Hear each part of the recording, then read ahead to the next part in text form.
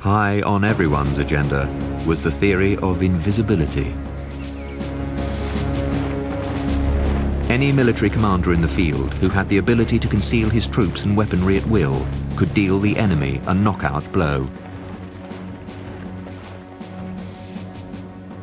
Camouflage and invisibility had been key factors to the success and safety of fighting men on all sides throughout the history of warfare.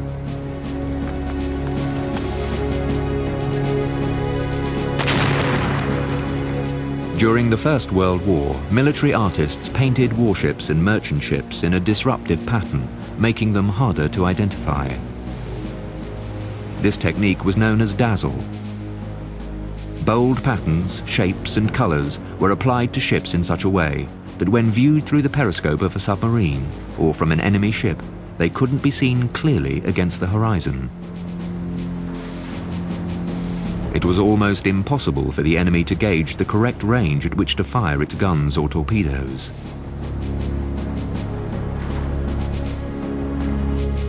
As technology became more advanced, particularly at sea, so too did the art of camouflage.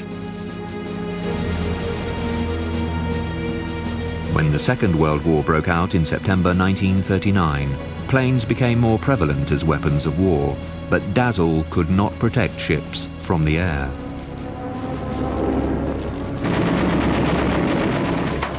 It was obvious something much more sophisticated was required.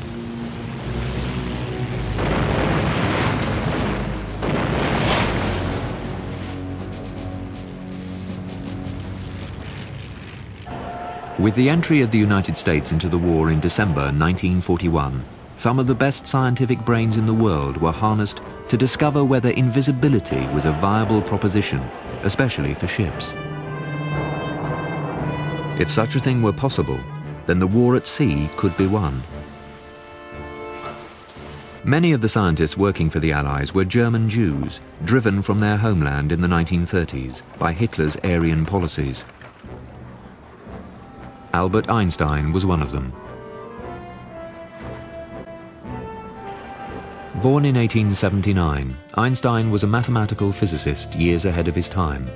He'd arrived in the US in 1932, and a year later become a professor at Princeton University. In August 1939, when the start of the Second World War in Europe was less than a month away, Einstein wrote to President Roosevelt, warning him of Germany's plans to harness nuclear energy for military purposes. In 1942, as a direct result of Einstein's letter, the US government authorized its own nuclear weapons program, called the Manhattan Project. It was the most secret scientific operation of the entire war. Meanwhile, the US Defense Department employed Einstein's genius in helping to create a less destructive, but nonetheless effective means of winning the war. Whether or not this led to the Philadelphia experiment is not known. Although no official records of the experiment apparently exist, and the Office of Naval Research has always denied that such an experiment ever took place, this, according to Einstein, is what is supposed to have occurred. In the summer of 1943, the USS Eldridge was fitted with tons of electronic equipment, including 2 huge generators mounted in place of the forward gun turret.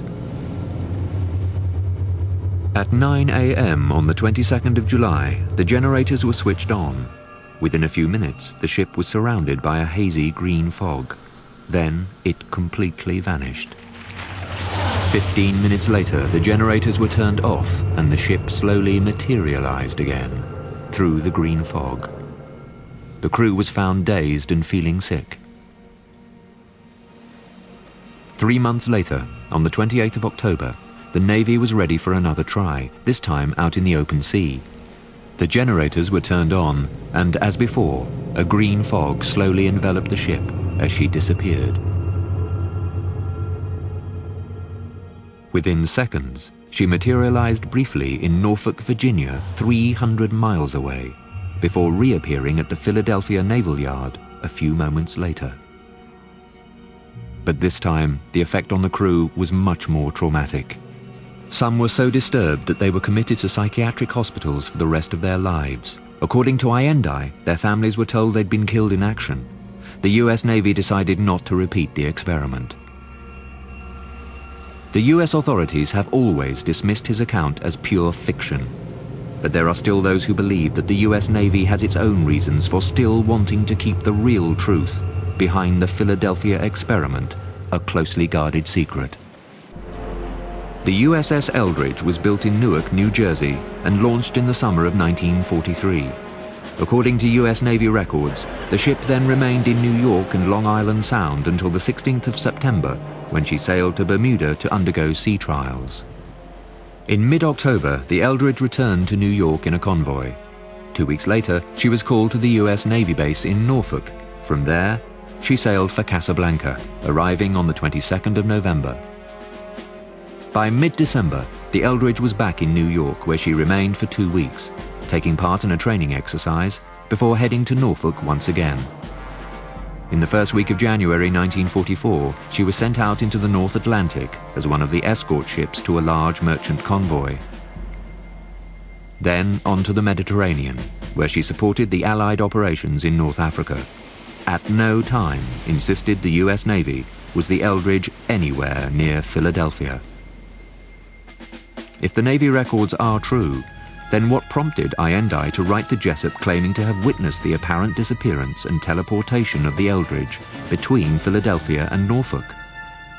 There's no doubt that Einstein served as a deckhand aboard the Liberty ship, the Furuseth. But were his ship and the Eldridge ever in the same area at the same time?